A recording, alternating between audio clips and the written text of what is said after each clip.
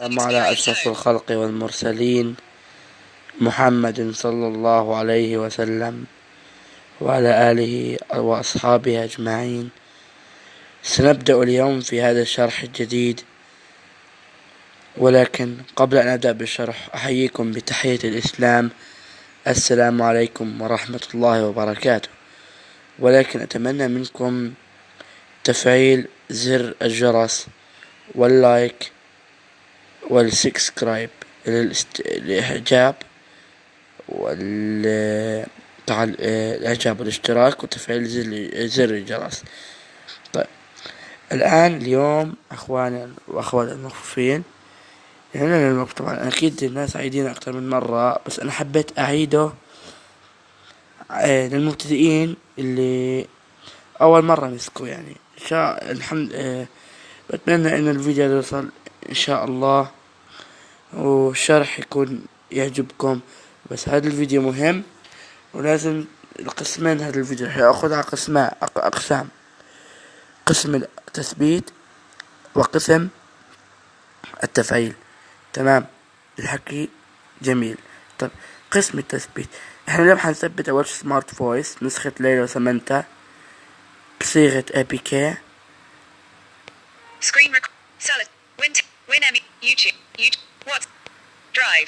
ندخل على تطبيق درايف.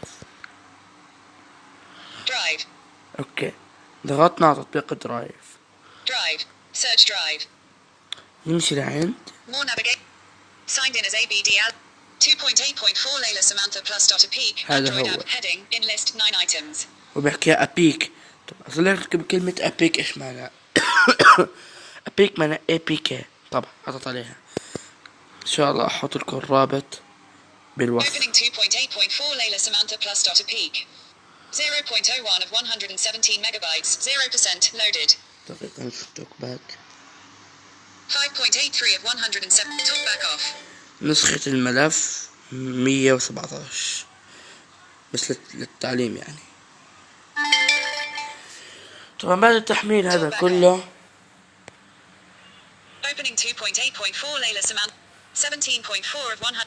بعد كل التحميل هذا كله حيفتح لنا قائمة الباكج انستولر، وانتوا بتعرفوا ايش معناها، اللي هي حزمة التثبيت او أداة تثبيت الحزم. 22.1 of 117 megabytes 18% loaded. الآن احنا قاعدين نسوي التنزيل. 22.7 of 117 megabytes 19% loaded.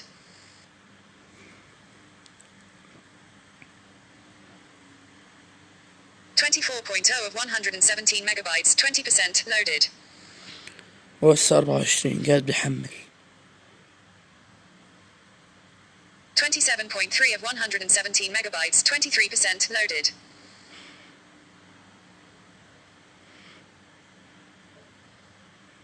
34.8 of 117 megabytes 29% loaded.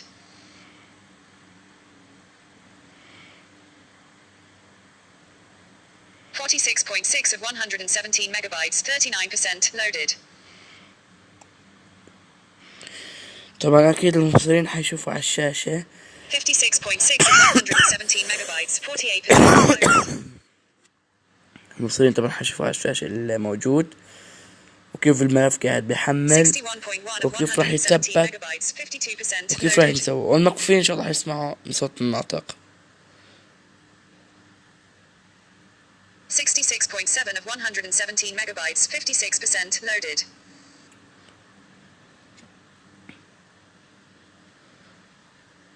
68.8 of 117 megabytes 58% loaded. ما شاء الله. 72.3 of 117 megabytes 61% loaded. كده التسجيل حيطول شوي، اعتذر طبعا انه حيطول شوي، انه حيفيدكم ان شاء الله. 72.6 of 117 megabytes 61% loaded.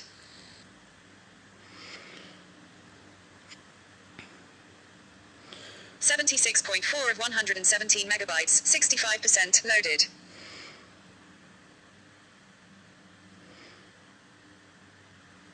80.4 of 117 megabytes 68% loaded.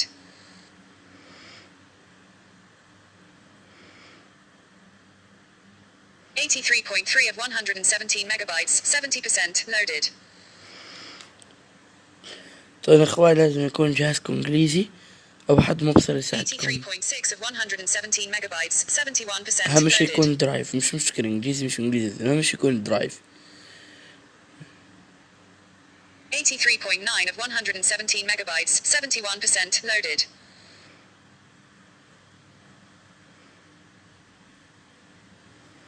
.1 of 117 megabytes 73% loaded.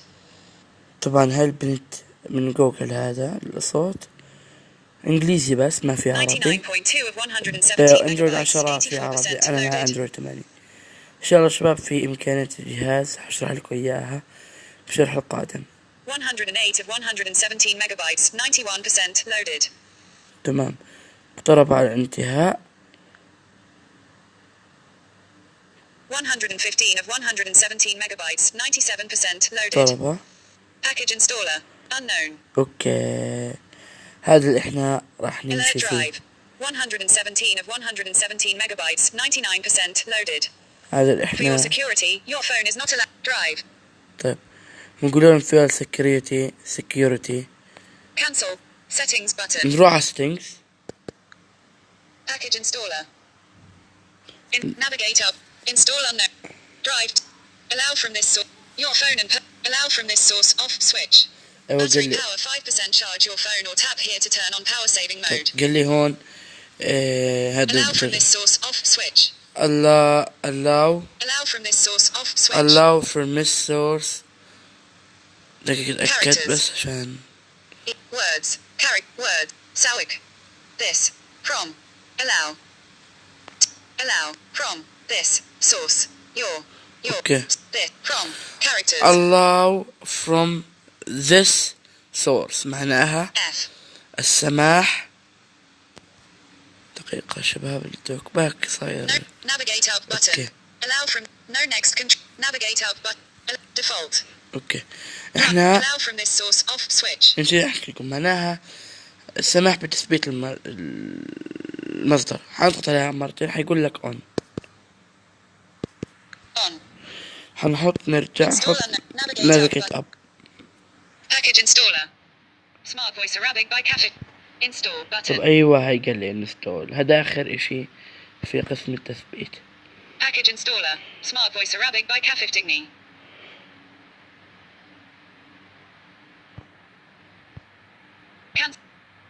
installing عشان كده عشان هيك نكون نهينا الجزء الأول من هذا الشرح، والجزء الثاني أوكي. هيك مبروك علينا إنه تثبيت النسخة على الجهاز صارت. طيب كيف نفعلها؟ لا في عندك دون نحط اوبن. تمام حطينا open. Smart voice Arabic by Kafif Digny. Navigate up button. نمشي. SMA immediate voice settings. Settings وين دخل صوتين هم بس صوتين هذول متوفرين. ليلى سمنتا. Settings. Settings. Smart voice settings. Smart voice تمشي لعين. Automatic language switching setup. Automatic language switching setup. نحط عليها دبل تاب. نمشي لعين. Automatic language detection by text nature. Nothing selected. Automatic language detection. Automatic language detection by text nature. Automatic language detection by text nature. شو عندنا؟ Arabic. Russian. English. Arabic. إذا بتكون حددوا الروسية فهي checked. أنا راح أحددها. Checked. حدد الروشن ونحط العربي. طبعا أنا بحب أحدد الروسية. English checked. أقول لك نشيل أقول لكم نشيل نشيك عن الروشن الآن بس نحدد لنا عربي وإنجليزي.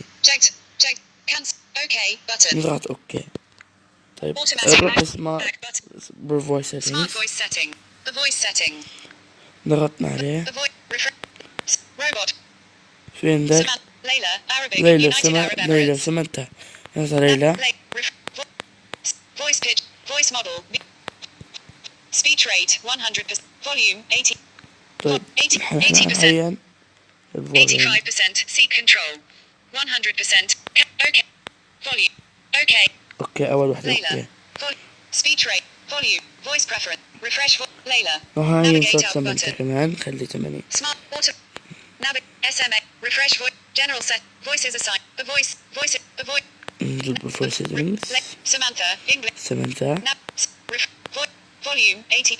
Speech rate. Volume 80%. Seat control. نمشي لمفتاح رفع الصوت.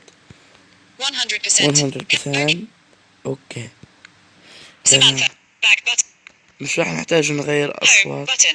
وهذا ان شاء الله حيكون عشان نتجه اخر اشي بالشرح. اخر اشي بالشرح وان شاء الله بكون هيك شرح انتهى. اخر اشي تشغيل. حسحب من فوق لتحت من اليمين بسرعة. نمشي لعين text to speech settings. نفوت على text to speech settings. نضغط preferred engine. Google text not checked radio button. نضغط على not checked. Alert attention. This cancel button. طيب. Okay. تجيك هاي الرسالة وافق عليها حط عليها اوكي. Using smart voice Arabic by Catholic Technique. Preferred engine. Check radio. طيب نروح على اي on screen 3 of 3. شغلة باليوتيوب عشان اتأكد انه صار عربي.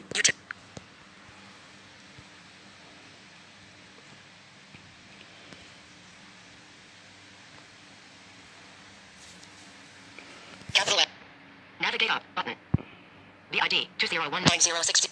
Back button. Overview button. YouTube. Facebook. Insta menu. جرمت أقوى هاكر بجي موبايل خائف يختفي أجل 11 minutes. Play home button. خلاص هاي اتفق. هيك صار عربي. طيب. الآن نروح درايف. phone. Drive. حط. Create button. You opened in the past month. More actions for smart voice by tech. You opened in the past month. More actions for smart voice by technology for blind fee. 8 4 بأصوات. طارق كلاس. واو. ليلى كلاس. واو. سمانثا كلاس. Search drive. ما بدي انزل هذا السمارت فويس. ايوه. اعطيت لكم more options for وكوبي لينك. اوكي. هيك نكون انا هنا الشرح. طبعا احنا دخلنا على درايف عشان نسخ الرابط تبع سمارت فويس عشان ان شاء الله احط لكم اياه بالوصف. Notification shade. Collapsed. Android system. Screen recorder is displaying over other apps. Google Play Store. 159. Collapsed. App download 44. Expand. Collapsed. Screen recorder. Screen recorder. 2 a.m. Screen recording in progress. Tap to stop. تمام. هيك مبروك عليك نسخة سمارت فويس شغالة كويسة 100%. مش زي بعض المجموعات، مش زي بعض السمارت فويس. في سمارت فويس بيشتغلش إلا ما تشغل ملف وسائط. لا هتشغال 100% وملف ما عليه أي مشكلة. وأنا عارف إني كترت شوي بالشرح، بس إنه هذا شرح الإفادة لكم. والأخير اللي هو الرابط راح يكون موجود على الوصف، الديسكريبشن هو اللي حيكون مرفق معه رابط سمارت فويس أرابيك باي كفيف تقني. بس أهم شي يكون عندكم مثبت تطبيق درايف، وإذا كان الجهاز إنجليزي أحسن، وإذا كان حد مبصر يساعدك أو يساعدك أحسن، لأنه في ناس ما بيعرفوا إنجليزي بيضطر إنهم ينزلوا النطق وبيضطر تخلي المكفوفين مبصرين يساعدوا المكفوفين عشان التنزيل. طيب إذن خليني أشرح الطريقة بالعربي نظريا بالعربي عشان المبصر يعرفها. طريقة وش تضغط درايف، تضغط على الرابط الملف، بيطلع لك الملف، بتستنى لما يحمل. بعدين بيطلع لك هذا الملف لا يمكنه أو هذا الملف يمكن أن يتضمن مشاكل بالجهاز. تحط على إعدادات، السماح لهذا المصدر، تحط تشغيل، تضغط تنقل للأعلى، أو إذا عندك زر باك تضغط على زر الرجوع، وبتعمل تثبيت وبتستنى. بعدين تعمل إعدادات، فتح، بعدين الصوت الذكي، بعدين إعدادات،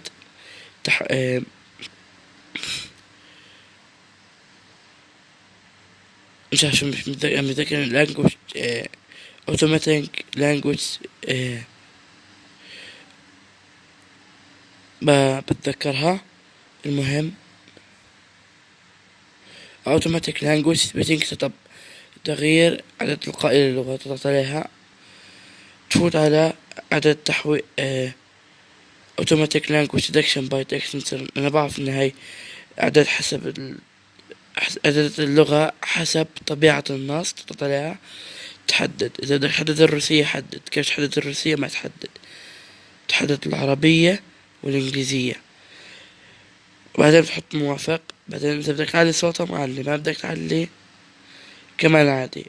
تدخل على إعدادات الجهاز، مش إعدادات السمارت فويس، إعدادات الجهاز، وبتضغط على إذا كان عندك نظام قديم لغة إدخال، أو إذا كان عندك نظام جديد نظام لغة إدخال تحويل نص للكلام. اختار المفضل لديك، أو بفرونت انجن، أو المحرك المفضل. ممكن تحدد على جوجل تكست سبيتش أو محرك صوت من جوجل. تحط سمارت فو أو الصوت الذكي إذا كان بالعربي. تضغط، بيطلع لك إشارة أو رسالة بتوافق عليها، وهيك الكفيف بيقدر يستخدم، وهو بيعرفش إنجليزي بيقدر يستخدم. بعدين بتشغل التوك باك اللي هو قارئ الشاشة بالأندرويد، وهيك بيقدر الكفيف يستخدم الجهاز. أما طبعا اللغة الإنجليزية إن شاء الله يكون يعرفوا. تمام. السلام عليكم ورحمة الله وبركاته.